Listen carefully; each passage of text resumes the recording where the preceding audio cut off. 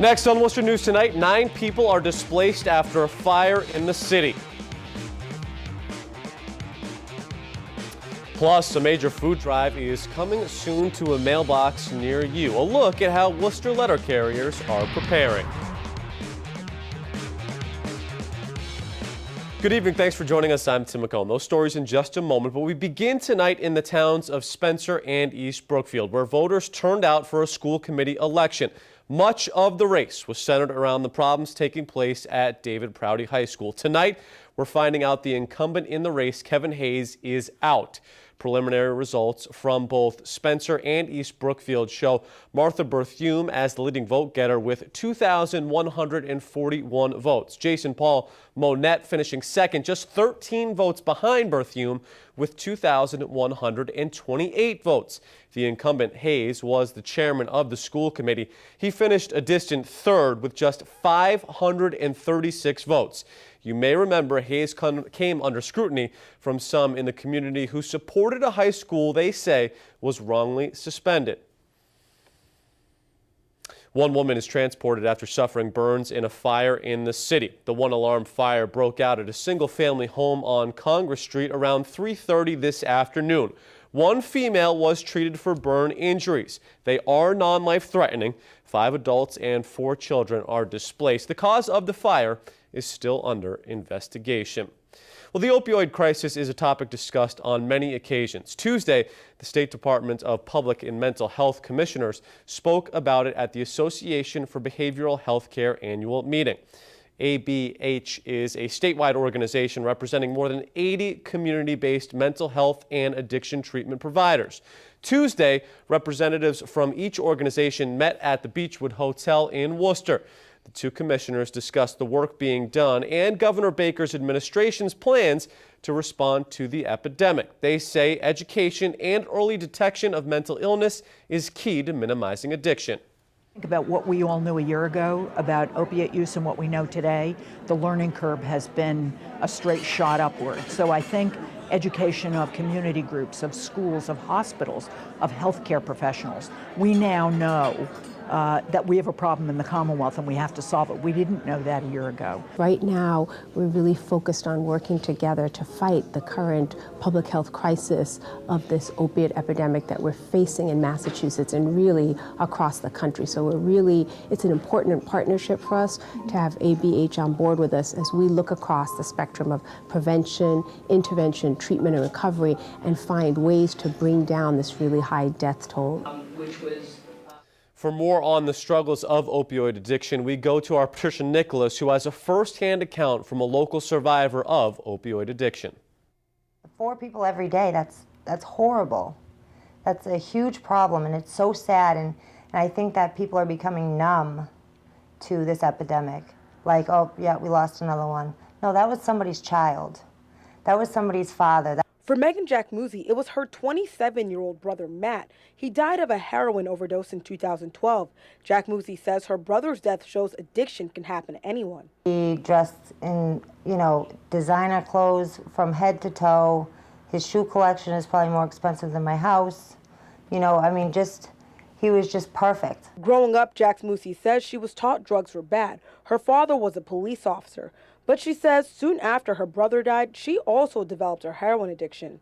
I don't know if I wanted to see what it was like why was he so interested in it, or if I wanted to die too. Jackmuzzi says her life went into a downward spiral. She said she hit her addiction well, but no matter what she tried, she just couldn't stop using. Heroin ruled my life. It was my master. Like, everything I did was depending on when I had my heroin. After a year and a half of struggling with addiction, she says the turning point came when her daughters were almost taken away from her. I went into treatment that day. The day that, I was told that, we're going to call, DCF if you don't stop. And I said, okay, I'm done. That was it. Jackmuzzi says she has been clean for 2 years, and she has started the Missing Matt Foundation in memory of her brother. It aims to erase stigmas and help others struggling with substance abuse. Do I look like a heroin addict? No. Well, what does a heroin addict look like? Well, look in the mirror. That's what it looks like. Because it can happen to anybody. Patricia Nicholas, Worcester News Tonight. It's a controversial proposal to help save a native species to Massachusetts. The timber rattlesnake is in danger of being extinct, but a plan to put them in the Quabbin Reservoir has some people concerned. Arnie Madison has a look at today's hearing. Environmental officials from across the state facing tough questions about rattlesnakes. The process by which someone's going to go through if they get bitten. Their habitat, and if putting them on the Quabbin Reservoir would pose a threat to the public. Same with swimming. The Rattlesnake Island idea has some residents worried about what could happen if they encounter a timber rattlesnake. I'm not against rattlesnakes, but I think there's a place that they can raise them without endangering the people. Environmental Affairs Secretary Matthew Beaton telling the panel they will be more transparent about the process. We take an extremely open mind to this, hear all viewpoints, all vantage points, to make sure at the end of the day that the right decision that is made is ultimately, that benefits the Commonwealth.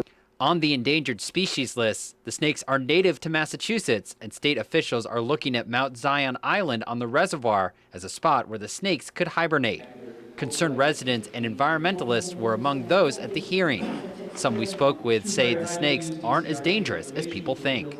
People are going to rarely ever see a rattlesnake. Nobody's going to see a rattlesnake unless they go looking for them.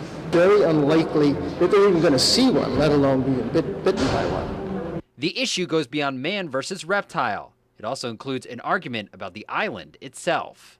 It's not an island. They can get off of it. And then where do they go from there? The snakes are being kept at the Roger Williams Zoo. Tuesday's hearing is one step in the process of determining where they go next. We are confident that once the science is explained and once the facts are on the table, that the emotions are going to be set aside once folks have an opportunity to understand the facts and the true merits of the project. Andy Madison, Worcester News Tonight. Breaking news out of Taunton, where police are investigating a shooting and multiple stabbings in the area. There were stabbings at two separate locations, one being the Silver City Galleria Mall, the other being on Merrick Street in Taunton. Now, according to a preliminary report from Mass State Police, 2 people were stabbed at the mall while 2 others were stabbed at the Merrick Street location. We now know 2 of the victims have died. The suspect is also dead. He was shot by an off-duty officer at the mall. We saw a lady come out of this entrance on Macy's. She was holding her head. I believe she got stabbed in the back of the head.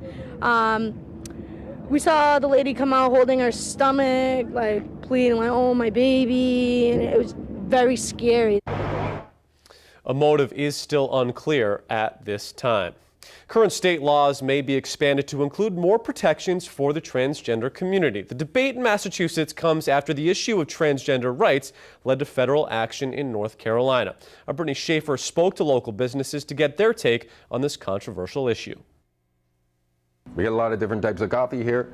We want to have a lot of different types of bathrooms. The Massachusetts Senate will look at a bill Thursday to increase protection of the transgender community. Worcester business co-owner Scott Fair says transgender individuals should have equal rights. So, do we discriminate against anybody coming into our coffee house or the Canal District or Worcester? No, not at all. We're an open city. We're an open Canal District.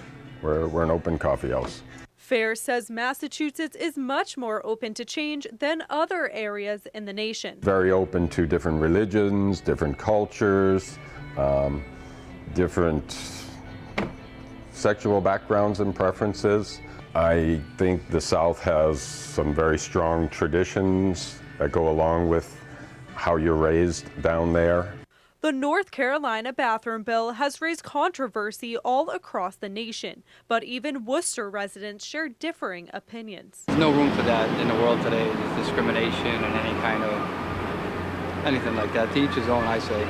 Take a shower with the ladies, that's gonna mess up everything. We're open very much for any style, any lifestyle. Many hope for the state Senate to find common ground while they discuss the transgender bill later this week. I think it's good for any state just to be open-minded. There's no room for that these days for any kind of prejudice. I think we've come a long way. We kind of cover a lot of different demographics in the city, and you know what? If you're going to try to restore a city, you have to use every aspect of culture. Brittany Schaefer, Worcester News Tonight. Mail carriers across the nation are coming together to fight hunger. Today in Worcester, they handed out yellow bags along the routes with hopes they will be filled with food for them to pick up this weekend. Our Olivia Lemon has the details. Mailman Norm LaFlash makes the usual stops on his route Tuesday, this time with an extra item in hand, a yellow shopping bag residents can donate food in. It's a great community service that the letter carriers take a lot of pride in doing because we know we're helping. Saturday is the 24th annual Stamp Out Hunger food drive. Letter carriers collect donations throughout the day people leave in their mailboxes or bring to the post office. LaFlash says the donations are brought to more than 15 food pantries in Worcester. This will help enhance our food pantry a great deal. Gordon Hardgrove says the Friendly House feeds up to 700 families a month, so donations are always important. We have a lot of children during the summer, and quite often the children will let us know if their families need food, and we ask them as well. It's a very good time of year to have the drive because it isn't a holiday season where you typically think about collecting food or donating food, but it's the time of year where food pantries really do need the donations. LaFlash says in 2015, more than 240,000 pounds of food was collected in central Massachusetts. He expects this year to be even higher. Put 5 or 6 things in a bag and leave it out for the mailman. It's certainly easy enough to do. And it's good for the people who can't afford to go shopping. Eva Kapoyan is on LaFlash's route. She participates in the drive every year and says it's rewarding to help for a good cause. There shouldn't be hunger in this world with all our resources, you know, but it's a sad fact of life, and I do what I can to help. Olivia Lemon, Worcester News Tonight. Some students in the city showing off their artwork tonight. Worcester Public Schools Meet the Artist Gala was held at the Worcester Public Library. The young artists got to show off their talent in front of family and friends. More than 800 pieces from students in grades K through 12 were displayed. We caught up with one of the young artists tonight who says it was a thrill to have her work shown. It's awesome to have an event like this because you could also see other people's artwork and see what they have done.